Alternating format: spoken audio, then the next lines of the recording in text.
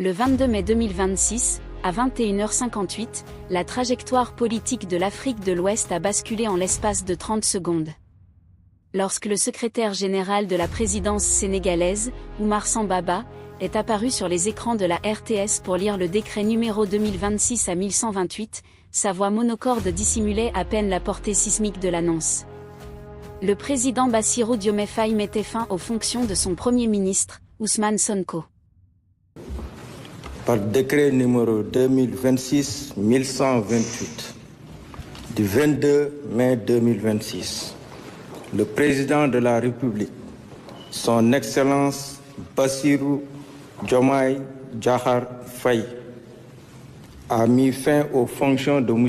Ousmane Sonko, Premier ministre. En destituant l'homme qui fut son mentor et l'architecte de son ascension, le chef de l'État a rompu une diarchie exécutive inédite. En quelques minutes, l'illusion d'une gouvernance partagée, née de leur libération conjointe de la prison du Cap Manuel en mars 2024, s'est effondrée face aux réalités implacables de la structure de l'État. Cette rupture, bien que brutale dans sa forme, n'est que l'aboutissement logique d'une usure institutionnelle que j'observe depuis plusieurs décennies dans l'étude des régimes de transition. En sciences politiques, le concept de « pouvoir à deux têtes » résiste rarement à l'épreuve de l'exercice budgétaire et de la légitimité constitutionnelle.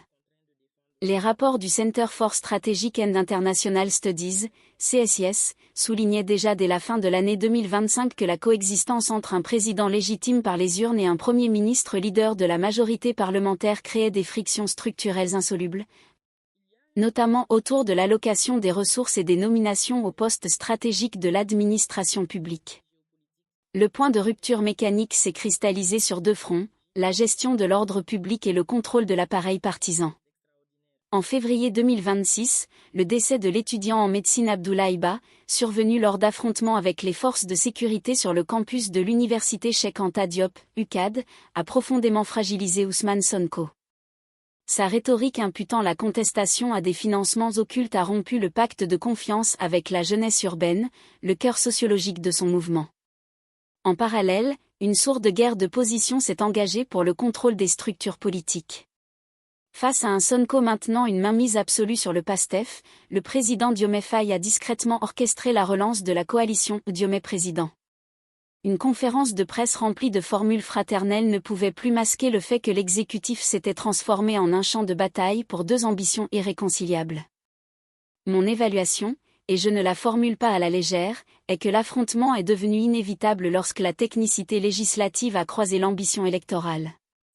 La modification récente du code électoral, ouvrant la voie à une potentielle candidature de Sonko pour l'échéance de 2029, a modifié l'équilibre des forces. Quelques heures avant son limogeage, devant l'Assemblée nationale, Ousmane Sonko affirmait de manière provocatrice qu'il n'était pas un Premier ministre destiné à obéir aveuglément. C'était l'affront de trop pour l'institution présidentielle. L'histoire politique contemporaine offre un parallèle saisissant avec la crise congolaise de septembre 1960, lorsque le président Joseph Kasavubu et son premier ministre Patrice Lumumba se mirent mutuellement en accusation de déchéance. Bien que le contexte géopolitique diffère, la leçon demeure identique. Au sein de l'État, la légitimité juridique du chef de l'État finit toujours par l'emporter sur la légitimité tribunicienne du chef de gouvernement, du moins dans la phase initiale de la rupture. Le laconique message de Sonko, affirmant sur ses canaux officiels qu'il s'endormait le cœur léger, marque l'ouverture d'une période d'incertitude stratégique majeure pour le Sénégal et l'ensemble de la sous-région. Privé de ses fonctions constitutionnelles, l'ancien Premier ministre retrouve sa liberté de manœuvre politique et son rôle de tribun de l'opposition. Le président Diomaye Faye se retrouve quant à lui face à un dilemme complexe, gouverner sans majorité stable ou prononcer la dissolution de l'Assemblée nationale pour provoquer des élections législatives anticipées. Un pari hautement risqué dans un contexte économique marqué par des tensions inflationnistes et les exigences strictes de consolidation budgétaire du Fonds monétaire international. Les décisions qui seront prises dans les prochaines semaines détermineront si le modèle démocratique sénégalais dispose de la résilience nécessaire pour absorber ce choc institutionnel, ou s'il s'apprête à traverser une crise de gouvernance prolongée.